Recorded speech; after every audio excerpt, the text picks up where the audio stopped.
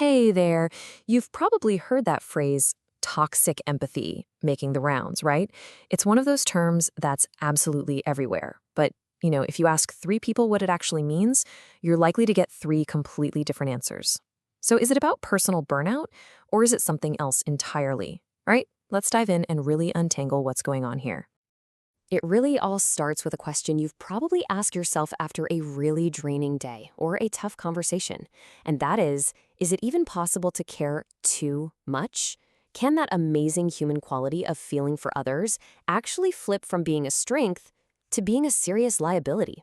Let's take a look. So let's start with the first and I think the most common way people understand toxic empathy. This is the version you'd probably talk about in therapy. It's all about that moment when the noble act of caring actually starts to hurt you. And this distinction is absolutely crucial. See, healthy empathy is kind of like a mirror. You reflect someone's feelings, you get it, you understand.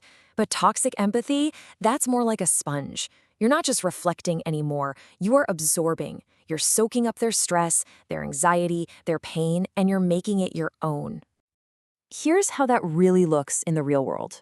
With healthy empathy, you can connect, you can understand, but you keep that critical boundary between you and them. With toxic empathy, though, that boundary just dissolves. Suddenly, their pain is your pain. Their crisis is your crisis. And that, right there, is the fast track to getting completely overwhelmed. And the fallout from this is huge. I mean, when you're constantly swimming in other people's emotional worlds, your own inner voice gets drowned out. You can totally lose touch with what you want, what you need. And that can lead to some serious anxiety, depression, or even just this vague feeling that your life has lost its meaning because you're living for everyone else's emotions instead of your own. Okay, so how can you tell if you've crossed that line? How do you know if you've gone from healthy empathy to something, well, toxic? Turns out there are some pretty clear signs to watch out for. Do any of these sound a little familiar? Maybe you find yourself making excuses for how someone treats you because you feel sorry for their situation. Or maybe just the thought of saying no to someone fills you with dread. You know that knot in your stomach you get when a friend is stressed? Or feeling so wiped out after a party you need a day to recover? These are all classic red flags that you're absorbing emotions, not just reflecting them. And just when we think we've got a good handle on this as a personal psychological thing, we run smack into a quote like this one. Whoa. Suddenly we're not talking about personal boundaries anymore, are we? We're talking about the fate of civilization. This is a huge signal that the term toxic empathy is being used in a completely different ballpark for a totally different game. So let's switch gears and look at this other definition.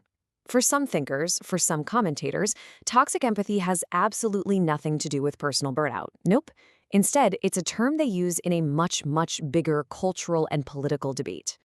From this perspective, the toxin isn't emotional burnout, it's emotion itself. The argument goes that when we, as a society, prioritize empathy and compassion, we end up making huge decisions based on our subjective feelings instead of on cold, hard, objective data. And you've probably seen how this debate plays out on a smaller scale, right? It's a classic rhetorical move in an argument. It frames one person as being emotional, subjective, and by extension, unreliable. Meanwhile, the other person gets to be the rational, logical, fact-based one. It immediately sets up a conflict. And this really gets us to the heart of this second perspective. It's a fundamental clash, a debate about what should be our guide. Is it measurable data, or is it lived experience? Is it the head, or is it the heart? So, on one side, you have the argument that facts are king. Feelings, they're seen as fickle, dangerous, and untrustworthy. This is the whole facts don't care about your feelings worldview. But on the other side, the argument is, hold on, we're humans, not robots. We are feeling beings, and our subjective experience is a totally valid and crucial part of reality that you just can't ignore. But of course, there's a really powerful counter to that facts over feelings position, and it's this. Can anyone really be 100% objective? The truth is, we all interpret data through our own unique lenses, our upbringing, our biases, our culture. The very idea of a purely fact-based person, well, that might just be a myth itself. Okay, wow. So we have two completely different ideas that are somehow using the exact same label.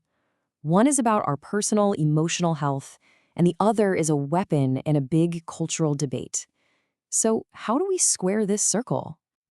This table lays the divide out perfectly. Look, on the left, you've got the psychological view. This is the one you talk about with a therapist. The focus is on your well-being, on avoiding burnout.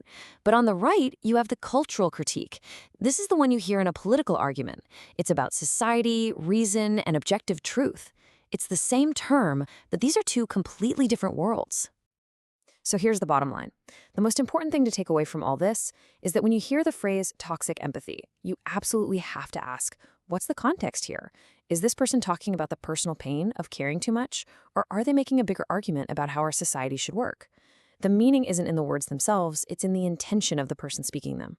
So I'll leave you with this to think about. The next time you hear someone use that term, toxic empathy, just pause for a second and ask yourself, what are they really talking about here? Is this a cry for help, a need for better personal boundaries? Or is it a move in a bigger game, a way to dismiss one way of seeing the world in favor of another? Because understanding that distinction, well, that's everything.